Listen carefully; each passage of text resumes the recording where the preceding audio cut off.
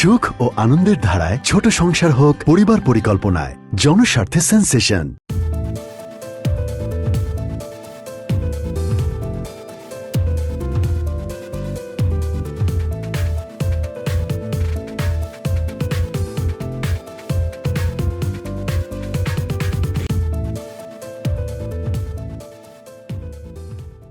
শুভেচ্ছা, শুভ দুপুর প্রিয় দর্শক। আপনাদের সকলকে সাদর আমন্ত্রণ চ্যানেলের পর্দায়। আপনারা দেখছেন আপনাদের প্রিয় আয়োজন সেন্সেশন প্রেজেন্স তারকা কথন।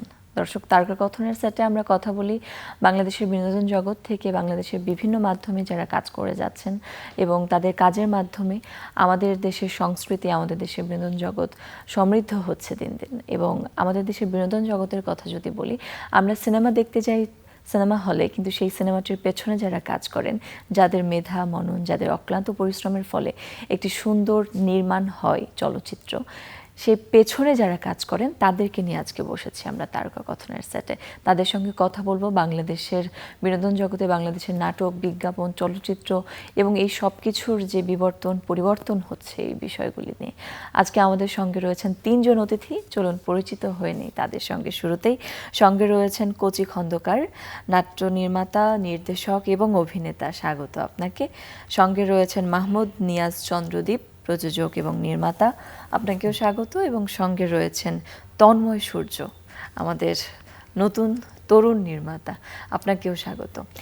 তিনজনকেই আজকে তারকা কথনে আমন্ত্রণ। এবং আপনাদেরকে আজকে ডাকার মূল কারণই হচ্ছে আমরা কথা বলতে চাই, আপনাদের ভাবনা জানতে চাই এবং আপনাদের কাজ সম্পর্কে আমরা দর্শকদেরকে জানাতে চাই। শুরুতেই কচি খন্দকার, আপনার কাছে যেতে চাই। অনেক কাজ, অসংখ্য কাজ আপনার, সেটা অভিনয় বলি কিংবা নির্মাণ বলি, সব মিলিয়ে আপনার এই যে লম্বা সময় ধরে কাজ করে যাওয়া এই ইন্ডাস্ট্রিতে, আপনার জার্নিটা সম্পর্কে একটু শুনি। আপনার চোখে কি পড়ছে আগের কাজ এবং এখনকার কাজের পার্থক্যগুলো একটু জানি।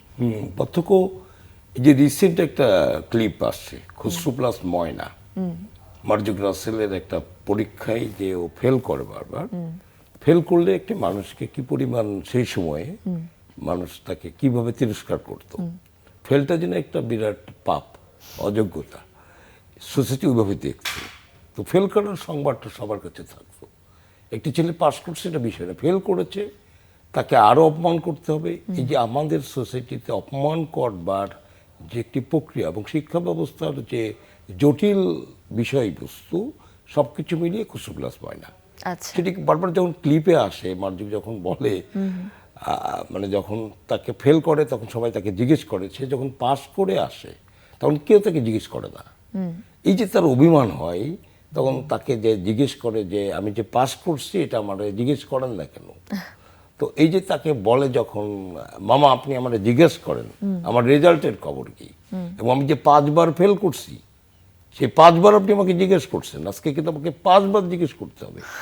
তো খুঁজছো তোমার রেজাল্টের খবর কি, আমি পাস করছি মামা, আবার বলেন আমি পাস করছি মামা। এই যে আমি বলছি যে ওই যে প্রোডাকশনটা আমরা করেছিলাম, এটা কিন্তু আমার ব্যক্তিগত জীবনের, মানে আমি ব্যক্তিগত জীবনে 5 বার ম্যাট্রিক ফেল করেছিলাম। আচ্ছা। এবং এই ফেল করেছিলাম বলে এই স্টোরিটাতে আমার মাথায় যে এসেছিল, এবং ওই সময়কার মূল্যবোধ, ওই সময়কার শিক্ষা ব্যবস্থা, সবকিছু মিলিয়ে সোসাইটি কেমন ছিল। আমি বলতে চাই পার্থক্য হচ্ছে এখন ওটা হচ্ছে, কিন্তু এখন তো আর ওই ফেলের অভিজ্ঞতা সেরকম নাই, সবাই পাস করে। এই বছর এইচএসসি এই প্রথম দুর্ঘটনা, আমি বলতেছি এটা দুর্ঘটনা। আপনি দেখবেন যে তখনকার আমাদের সময় পাশের হার ছিল মাত্র খুব কম, 20, 22, 21 পাশের হার, মানে 80% লোক ফেল করতো। আচ্ছা, তার মানে কি ভয়ঙ্কর একটা প্রেক্ষাপট। আর এখন তো তুলনামূলকভাবে আমি যতদূর জানি 70 তো পাস করে, 70, তার মানে অনেক বেশি পাস করে, অল্প সংখ্যক ফেল করে। এবং যে ফেল করে এখন বোঝা যাচ্ছে ফেলের দায়িত্ব শিক্ষকদের। ফেল কিন্তু বাচ্চা করে না, ফেল করে কিন্তু শিক্ষা সিস্টেম, কাঠামো। তো আমি বলি যে আজকের সময় আমার কাছে যেটা বেশি ধরা পড়ে সেটি হচ্ছে ফেক। মানুষ তার রিয়েল চরিত্র থেকে আড়াল করে দিচ্ছে। কিছুক্ষণ আগে চন্দ্রদেবের সময় কথা হচ্ছিল, মানে কর্পোরেট জগৎটা আমাদেরকে একটা স্বপ্নের মধ্যে, একটা ড্রিমের মধ্যে, একটা ফ্যান্টাসির মধ্যে নিয়ে যাই। বড়লোক হলেই সে সুখী, তার একটা গাড়ি থাকলেই সুখী, তার একটা বাড়ি থাকলেই সুখী। কিন্তু ঋত্বিক ঘটক বলেন যে তার কোন গাড়ি ছিল, কোন দামি বাড়ি ছিল, বলবে না কেউ।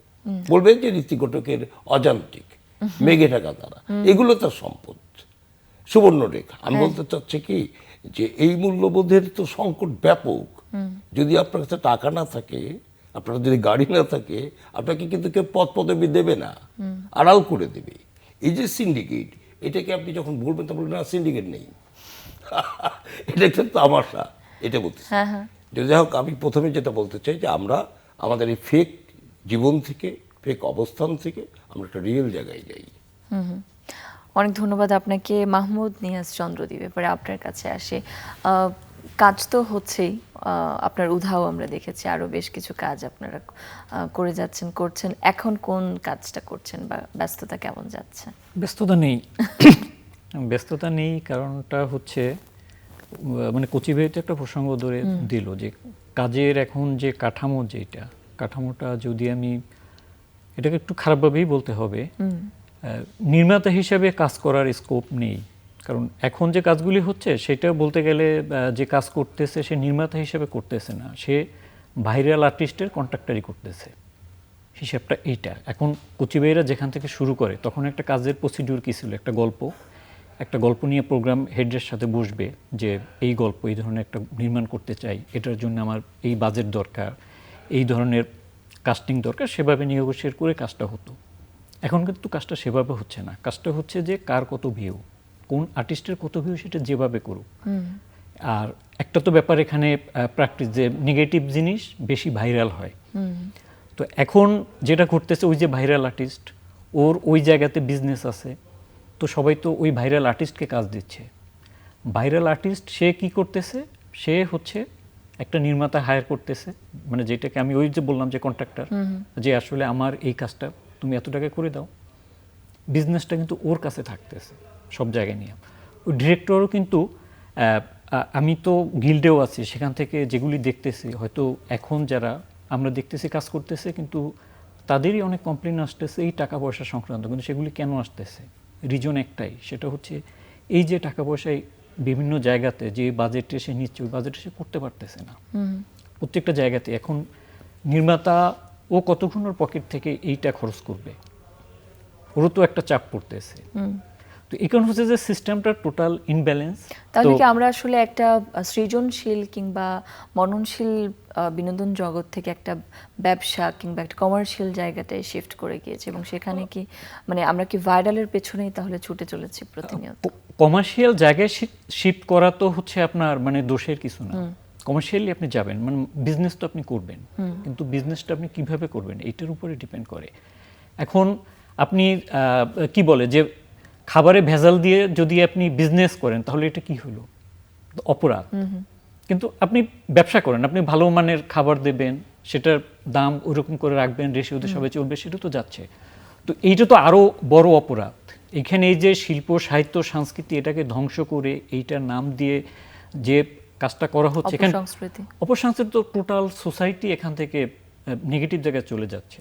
এখন আপনি যে বলতেছেন ইকোনমিতে এটা কিভাবে প্রভাব ফেলে, ধরেন আপনার সোসাইটি যখন সুস্থ থাকবে তখন কি হবে? আজকের আইন শৃঙ্খলা ব্যবস্থা দেখেন, প্রত্যেকটা কিন্তু এটার সাথে রিলেটেড। আপনি কিন্তু পুলিশ দিয়ে মানুষ নিয়ন্ত্রণ করতে পারবেন না, মানুষের মধ্যে বোধ জাগাতে হবে যে তোমাকে অপরাধ করবে না। কিন্তু ঘটনাটা কি হচ্ছে, কে জাগাবে? এগুলি জাগানোর দায়িত্বই তো ছিল এই যে মানে বিগত দিনেও যখন আপনি দেখেছেন টেলিভিশন নাটকগুলো কি হতো, এটা থেকে শিখতো, এটা থেকে মানুষ শিখতো। একটা পজিটিভ ক্যারেক্টার আমরা কেন দাঁড় করাতাম, যে ও ভাবে যে হ্যাঁ একটা পজিটিভ ক্যারেক্টার কি, যে আমি এই জীবনের, যেমন কচিবে এখানে উদাহরণ দিলেন আমাদের মানে মহান নির্মাতা ঋত্বিক ঘটক। এখন আমাদের তো ইন্সপায়ার ওইটা হওয়ার কথা ছিল, যে ঋত্বিক ঘটক উনি জীবনে এই শিল্পে উনি তো ভোগ করেননি, কিন্তু উনি দিয়ে গেছেন বলেই হচ্ছে যে আজকে যে সমস্ত ফিল্ম স্কুল ওনার ফিল্মগুলি দেখানো হয়। আমি একজন নির্মাতা হিসেবে কি থাকবে, আমার স্বপ্ন থাকবে যে আমি ঋত্বিক ঘটক হব, আমি ভাইরাল আর্টিস্টের কন্ট্রাক্টারি হয়ে টাকা পয়সা ইনকাম করব, ওই দামি গাড়িতে আসবো, নামবো, সবাই আমাকে ভাবা দেবে, সেটা তো না। তো মেসেজটাই যে নেগেটিভ জায়গায় চলে যাচ্ছে, এটাকে আপনার ঠিক করতে হবে।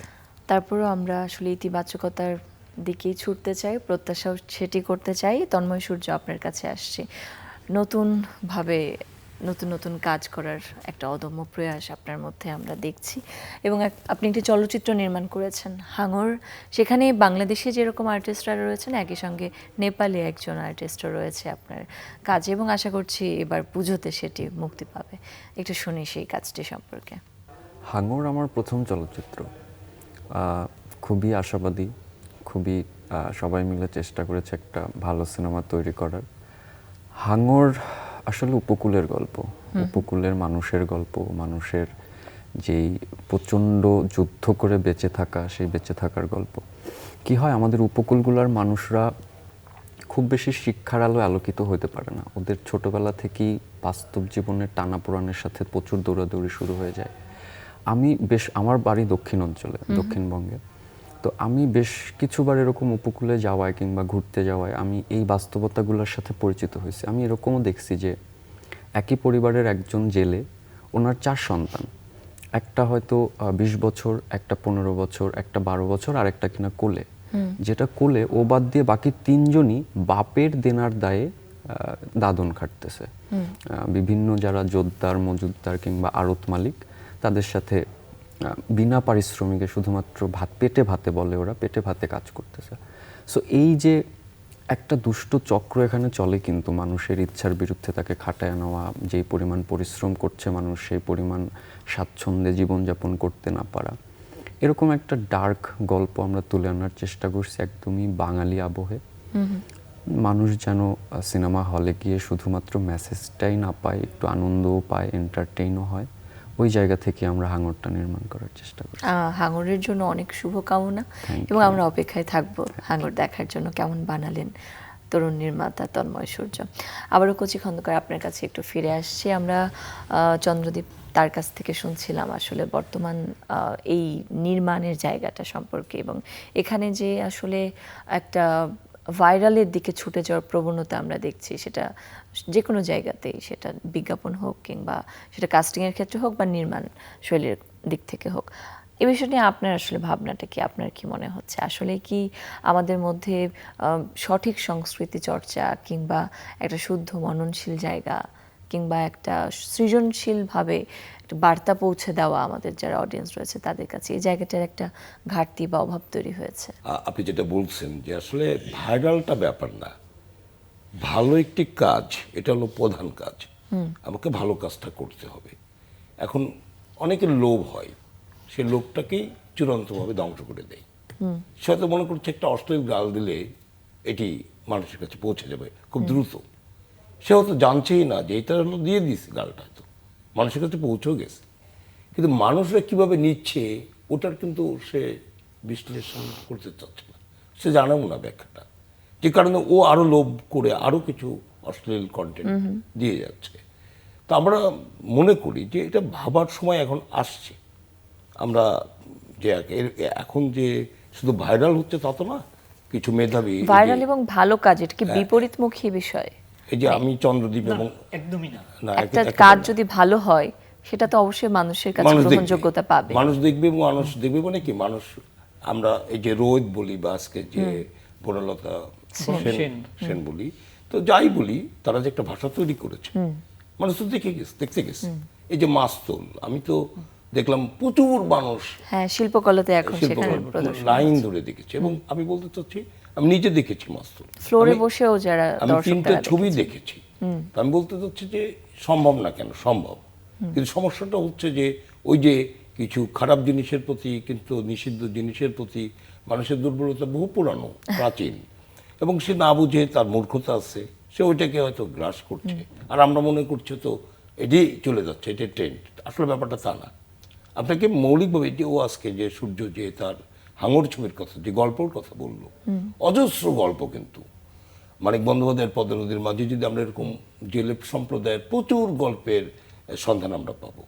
তো আমরা তো আমাদের প্রজন্ম বা চন্দ্রদীপরা যে কাজ করবার আগামী দিনের বা এখন যারা কাজ করতে আসছেন, শুধু মাথাটা একটু ক্লিয়ার করা, আমরা আমাদের মৌলিক গল্পটা করব, আমাদের চিন্তার গল্পটা করব, এবং আমাদের এই বাংলাদেশের অজস্র মানুষের অজস্র গল্প ছড়িয়ে ছিটিয়ে আছে।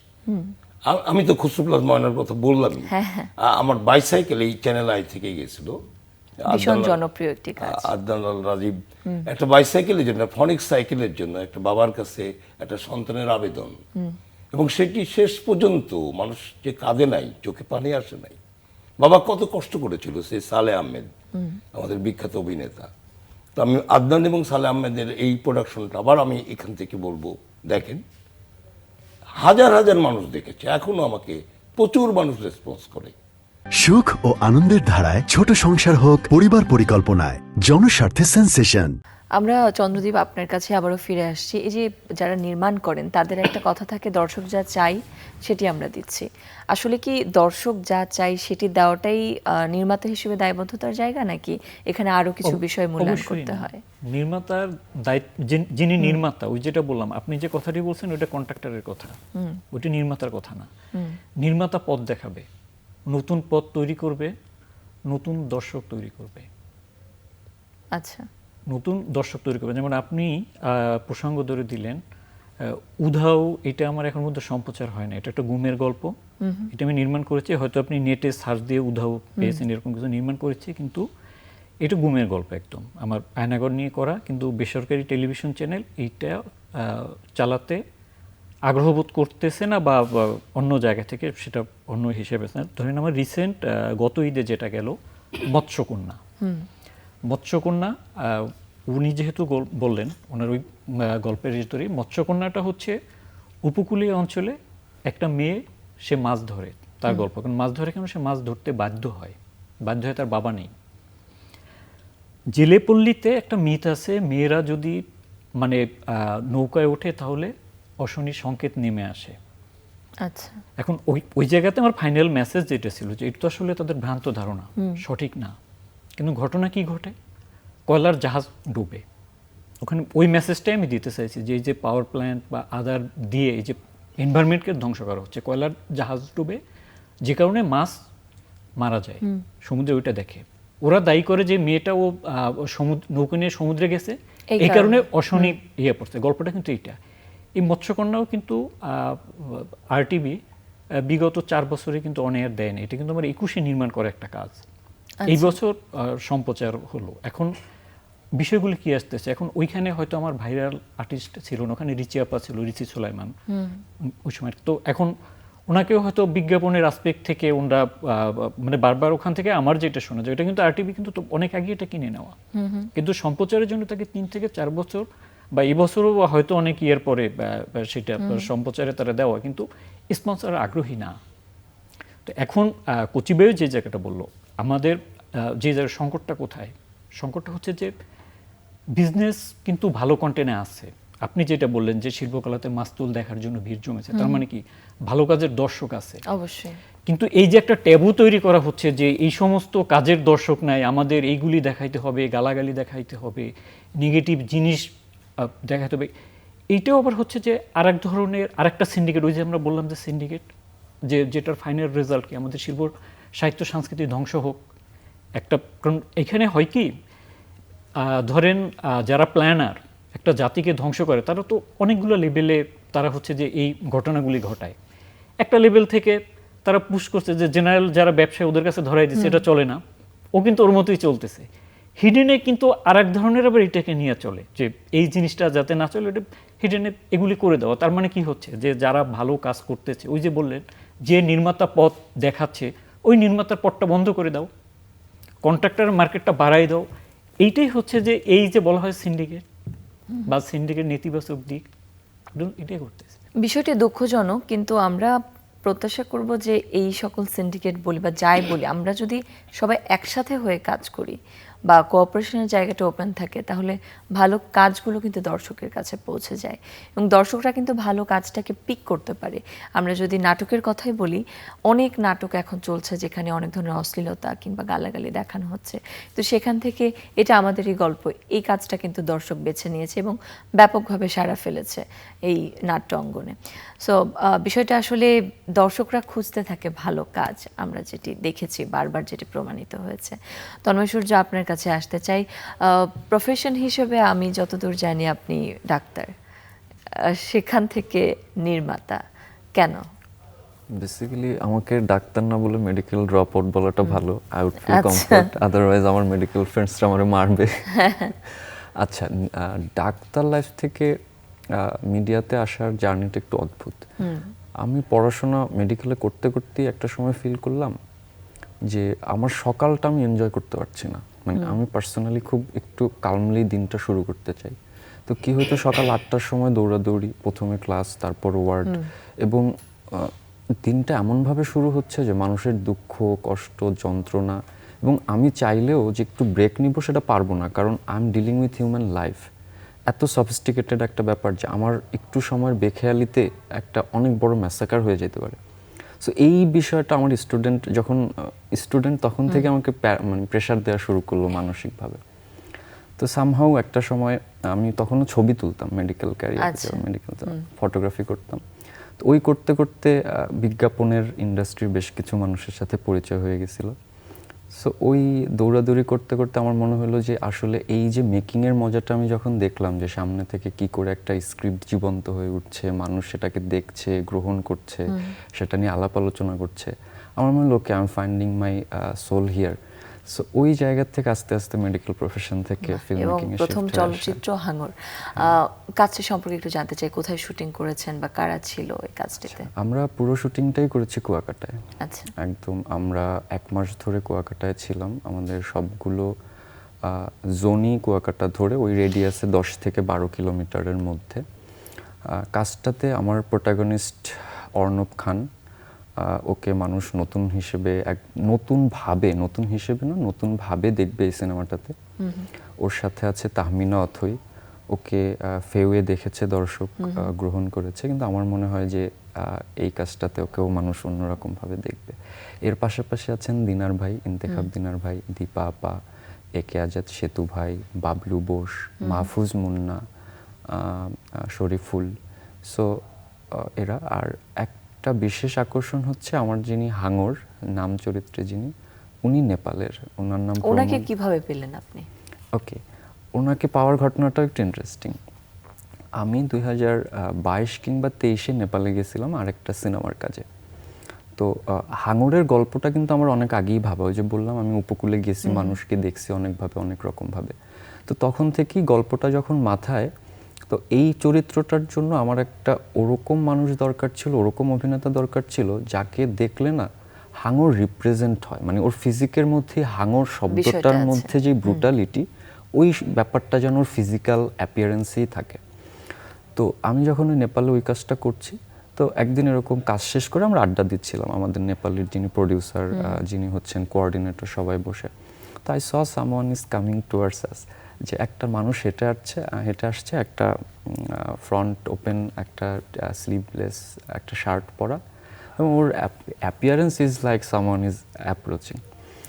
সো ওকে দেখে আমি আমার যিনি প্রডিউসার ওইখানে, ওনাকে জিজ্ঞেস করলাম হু ইজ হি অ্যাকচুয়ালি, বললাম he is an actor. So আমি বললাম oh fine, can I talk with him? বলছি প্লিজ কথা বললো তোমরা। তো এরপরে প্রমোদের সাথে আমার আড্ডা হয়, কোনো গল্প নিয়ে না, জাস্ট বেসিক আলাপ, যে ও কি করছে, কেন করছে, আমি কে। তো ওই জায়গাগুলো শেয়ার করলাম, শেয়ার করার পর আমরা অনলাইনে কানেক্টেড হলাম। এরপর আমি তো দেশে চলে আসলাম, আমার মতো করে আমি কাজ করছিলাম। আমি ডিরেক্টর হিসেবে, এটা আমার প্রথম সিনেমা, but I worked in several films as executive producer, chief assistant director. 19-20-এ ছিলেন নির্বাহী পরিচালক হিসেবে। সো ওই জায়গা থেকে ওর সাথে আমার কমিউনিকেশনটা কন্টিনিউ ছিল, মানে ফ্রেন্ডশিপটা গ্রো করে। সো যখন এই 25 সালে এসে আমরা ডিসিশনটা নিই যে আমরা হাঙরটা করব, এবং I gonna be the director, so আমার মনে হলো যে দেন হোয়াই নট, আমি ওকে ইউজ কেন করবো না। সো ওকেও বললাম, he was very much interested, excited. ও একদম কোনো কথা ছাড়া ওপেন ডেট অ্যারেঞ্জ করলো যে তোমার কবে লাগবে আমাকে জানাও। তো এরপরে তো আসলে আমরা ওর পোরশনটা আমাদের এখনো একটু শুটিং বাকি আছে। এখানে জিনিস ল্যাঙ্গুয়েজ, সেটা তো একটা ব্যারিয়ার হিসেবে, হ্যাঁ ব্যারিয়ার হিসেবে ছিল, এবং এটাও আমরা খুব ইন্টারেস্টিং উপায়ে ওভারকাম করছি। তো ওর সাথে যখন আমরা ডিসাইড করি যে ওর সাথে আমরা কাজটা করব, আমরা প্রথমে আমাদের স্ক্রিপ্টটা ইংলিশে ট্রান্সলেট করি। সেখান থেকে ইংলিশটাকে আমরা নেপালি এবং হিন্দি দুইটা ভাষায় ট্রান্সলেট করি, কারণ আমি নেপালি বুঝি না, আবার হিন্দি পড়তে পারি না, আবার ও বাংলাটা বোঝে না। সো ও যেন ঠিকঠাক বাংলার অ্যাকসেন্টটা নেপালিতে পড়ে বুঝতে পারে, আবার হচ্ছে পড়ে বুঝে বাংলা প্র্যাকটিস করে যেন বাংলায় ডায়লগটা দিতে পারে। That was a huge challenge. Challenge মোকাবেলা করেই আপনি এগিয়ে যান এবং নিশ্চয়ই এই কাজটির সঙ্গে চ্যানেল আই জড়িয়ে আছে। আমরা চ্যানেলের পর্দা এবং চ্যানেলের ওটিটি প্ল্যাটফর্ম আইস্ক্রিনে হাঙর দেখতে পাবো আশা করছি খুব শীঘ্রই। আমরা কচি খন্দকার আবার আপনার কাছে আসছি। আপনি ঋত্বিক ঘটকের কথা বলছিলেন এবং আমরা যদি কিংবদন্তি চলচ্চিত্র নির্মাতার কথা বলি, যেরকম যদি সত্যজিৎ রায়ের কথা বলি, তার দু একটা চলচ্চিত্র দেখলেই আমরা পরবর্তী চলচ্চিত্র দেখলে বুঝতে পারি এই নির্মাণটা সত্যজিৎ রায়ের। চলচ্চিত্রের ভাষা বা নির্মাণের ভাষা, এই ভাষাটা ভীষণ রকম জরুরি। আমরা বাংলাদেশের চলচ্চিত্রের কথা যদি বলি, বাংলাদেশের চলচ্চিত্রের মাধ্যমে আমরা তো অনেক ধরনের বিষয় ফুটিয়ে তুলতে পারি, সেটা বাংলাদেশের দর্শকদের কাছেও বাইরের দর্শকদের কাছেও। তো এই ভাষাটাকে স্ট্যাবলিশ করাটা কতটুকু জরুরি একজন নির্মাতা হিসেবে আপনার কি মনে হয়? আসলে তো মানুষের মূল জিনিসটা যদি বলি তাহলে আমরা পাই ভাষা। ভাষা ছাড়া তো একটি মানুষ, হ্যাঁ নির্বাক মানুষ হয়তো অনেক কিছু বলতে পারে, কিন্তু নির্বাকের মধ্যেও কিন্তু একটা ভাষা আছে। হ্যাঁ, সেই নির্বাক মানুষটি যখন কথা বলে তখন তো সবাই আমরা একটু অবাক বিস্ময়, কারণ পৃথিবীতে যখন প্রথম কেউ তার ভাষাটা বলতে পেরেছিল ভাবলেই তো বেশ অন্যরকম লাগে। আমাদের সৌভাগ্য আমরা একটা বাংলা ভাষা পেয়েছি, যে ভাষাটি আমাদের সবার কাছে খুব মানে মাতৃভাষা, মায়ের ভাষা। তো এইটি আমরা ফিল করি না, সবচেয়ে বড় যে সংকট। এটিকে যদি আমি ফিল করি যেটা আমার মায়ের, তাহলে এর মর্যাদা হৃদয় দিয়ে হওয়ার কথা। একে ছোট করার কোনো অধিকার কারণ নেই আমাদের। আমরা একটু ভেবে নিয়ে যদি ভাষাটা বলি তাহলে কিন্তু আর ভাষা অশুদ্ধ থাকে না, গালিগালিজটাও শিল্প হয়, সেটি আমাদের আছে। আমি কিন্তু গালিগালাজ বলতে অশ্লীল বলছি না, এটি একটি ভাষা, সেটা প্রয়োগ হতে পারে যদি যথার্থ জায়গায় প্রয়োগ হয়, সেটি তো কখনো অশ্লীল লাগে না। যদি প্রয়োগটা যে জায়গায় দরকার সেটা যদি ঠিক জায়গা মতো করতে পারেন। সমস্যা হচ্ছে কি আমরা নিজেরা চাপিয়ে দিচ্ছি ইন্টেনশন, যে একটি গালি ভাইরাল হয়েছে তার মানে 10টা গালি দিলে আরো ব্যাপক ভাইরাল হবে। সংকটটা কিন্তু ওখানেই। হাওয়া ছবিতে যে যথার্থ প্রয়োগ হলো পরে দেখছি যে ছবি আসে যে গালির জায়গায় নেই সে গালি ওখানে পুশ করে দিচ্ছে বা ওখানে দিতে হবে অস্থির। সবাই শিল্পীরা গালি দিচ্ছে, মনে করতেছে, প্রত্যেকেই মনে করতেছে যে এটা ভাইরাল না হতে পারলে আমার জীবনটাই অর্থহীন হয়ে গেল। চন্দ্রদীপ, আপনার কাছে একটু জানতে চাইবো আপনার মতে বাংলাদেশের চলচ্চিত্রের ভবিষ্যৎটা কি, খুব ছোট্ট করে জানতে চাইবো। চলচ্চিত্রের ভবিষ্যৎ আমি দেখি অনেক ভালো, আচ্ছা, অনেক ভালো। এবং হচ্ছে যে সাম্প্রতিক সময় শিল্পকলার যে আয়োজনটা, এটা দেখেই আসলে আমাদের আরো বেশি আশান্বিত করেছে যে এখানে আমি যেটা বললাম যে চলচ্চিত্র কিন্তু মানুষ দেখতে চায়, আমি যে বারবার বলি যে দেখতে চায়, কিন্তু চলচ্চিত্রের সংকট এখন দুইটা।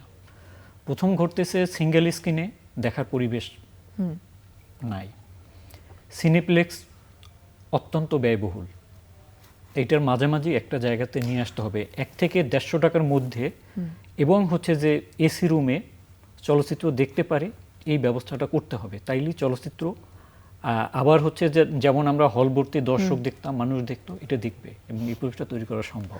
অনেক ধন্যবাদ। তন্ময় সূর্য, তরুণ নির্মাতা হিসেবে আপনার ভবিষ্যৎ পরিকল্পনাটা জানতে চাই। কাজ করতে চাই অনেক বেশি, অনেক গুণী আর্টিস্টদের সাথে, অনেক বড় বড় প্রজেক্টে। যেমন আমার বাংলা লিটারেচারই এমন কিছু প্লট কিংবা এমন কিছু উপন্যাস এখনো আনটাচড, যেগুলো দিয়ে আমরা ভেরিয়াস বড় বড় ফেস্টিভ্যালের রেড কার্পেটে হাতড়ার যোগ্যতা রাখি। আমরা ওইগুলো কেন পিক করছি না জানি না। আশা করছি আপনি সেই কাজগুলো পিক করবেন এবং আপনার হাত ধরে আমরা ভালো কিছু কাজ উপহার পাবো, এবং আমরা দর্শক হিসেবে আসলে অপেক্ষায় থাকবো যে আপনাদের 3 জনের কাছ থেকেই ভালো ভালো কাজ আমরা দেখতে চাই, এবং বাংলাদেশের সংস্কৃতি, শিল্প, সাহিত্য, বিনোদন জগৎ সবকিছুই পরিশুদ্ধির দিকে আসুক, সেটি আমাদের প্রত্যাশা।